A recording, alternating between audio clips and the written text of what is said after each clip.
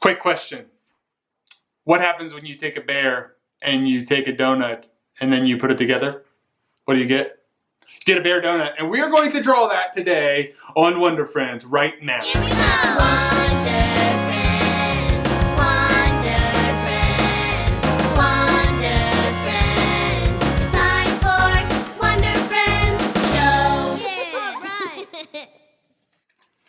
Okay, friends, we are in for a fun one today. We are going to draw a bear donut bear. We're going to have a good time with it. I'm going to use two different markers to draw with. I'm going to use the wide Sharpie and the skinny Sharpie. And just a reminder that you're going to draw different than me, and that's perfectly fine. If you feel I go too fast, just pause the video, rewind, or if you feel like you messed up, that's okay too. Just get a new piece of paper and start over. I mess up all the time, and it's fine. Mistakes happen. All right, guys, we are going to start with our page sideways, also called horizontal. And it's really simple. To make a donut, we're going to make the outside shape first, which is just going to be a circle, right? Just like that. Doesn't have to be perfect, because donuts aren't perfectly circled anyway. And inside, we're just going to draw another little circle, just like that. Now we pretty much have the start of our donut. Now I'm going to put the legs and arms on first because I want to use the thicker Sharpie to do it. And I'm going to do that really simple. It's just a U at the bottom and one more U on the other side. Those are our two legs. Like right now, it just looks like a funky eyeball. It's kind of looking at you, blink, blink, blink, blink. You know, you can have some fun with that. And then we're going to draw on this side a shape just like that. And this side, let's draw a shape here. Now let's stop it there, and let's put a little bump like it's a hand, just like that. And then the last detail before we switch over to the skinny one is I want to draw two little circles just like that at the top. All right, now I'm gonna switch over to the skinnier Sharpie just so I can get more details in. That's why I'm doing it. Now, if you look at our character right now, you can kind of see the center. Now we wanna make sure that we don't put anything over top of the donut hole because then, you know, you kind of lose the effect of it. But what we are gonna do is we're gonna do the face first, and the reason why is because when we put in like the frosting look, we aren't overlapping the face. And to start the face, we're just gonna draw two circles somewhere up there. Just put two circles in there, and let's put some dots right in the middle of those, just like so. If you want to put any eyebrows on there, anything, or sorry, eyelashes on there, you can do that. That's fine too. And we're going to draw a nose. Now bears have like a little bit of a wider nose, so it's really what we're going to do is a half circle and color it in, just like that. Now, if you want to put a mouth on there that's smiling, that's fine. If you want to put a mouth on there that's being goofy, that's fine. Totally up to you. I'm just going to draw a mouth that kind of goes like this. And I think for fun, I'm going to make his tongue hanging out because he's going to be kind of silly, all that stuff like that. Have some fun with it. So you can do that any way that you want there. Some eyebrows. I'm going to use some big chunky ones. That's just going to be like a rectangle is really all that is. If you look at that, it's just a rectangle kind of colored in, just like so. Okay, now we kind of have the face on there. Here's what we're going to do is put the frosting on there. Now I'm going to use the eyeballs as kind of like the top of it. And I'm just going to make kind of a wiggly line. Doesn't have to be perfect. Because if you've ever eaten a donut before, like the donut frosting is on there, it's not perfect on every single one of them. They are all different. The reason why your drawing shouldn't be any different than that.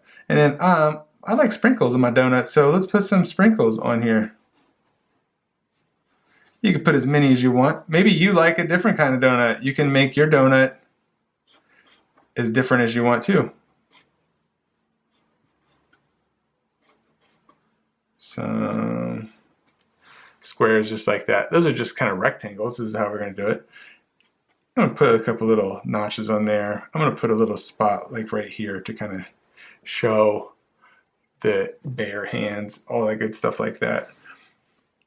Now I am going to put a a ground line on here. I'm just going to put a couple of these little dashes. That kind of shows that there's maybe he's walking in grass. I don't know. He's walking in grass. Maybe there's some sort of like thing going on in the background. What kind of story would you tell with this bear? You can start thinking of those things as you start to bring it to life. You can change different aspects of it.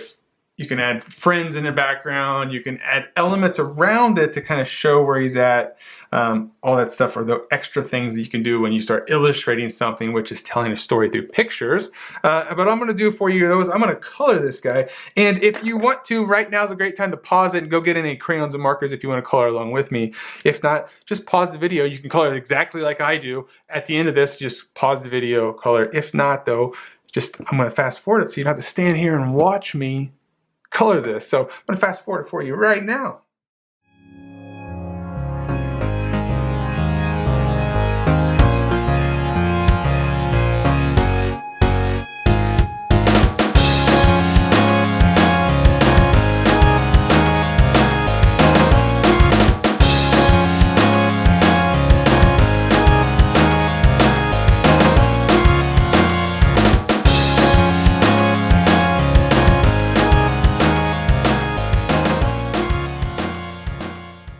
Okay guys, so what I'm doing with the colored pencil here is you can kind of layer a colored pencil on top of markers, and it gives you like a little bit of a subtle like kind of shadows. You can use it for shadows, you can use it for highlights in some cases.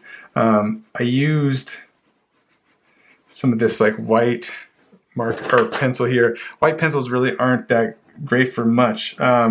But sometimes it's not really showing up that great on here. But sometimes, if you could see, it's putting a little bit of a highlight there. It just kind of adds a little bit of something to your character. I do like to use, and you probably have seen in some of the videos, I like to use like a gray marker. And when I use the gray marker, I use it to kind of like at the edge of something, just to give it enough of a shadow. Because what it does is it just kind of gives it a little bit of a shadow so you can see that something is going over top of something. I kind of use that as a way of helping me out a little bit. You can even use things like a pink marker. So I have pink here. If I use a little bit of a different color pink with a little bit of a finer point, I can add in extra little details around the edges of like that, even that frosting. So any last minute details that you want to add in, if there's some spots that you want to clean up or anything like that, this is when you can do this before you finish up your illustration.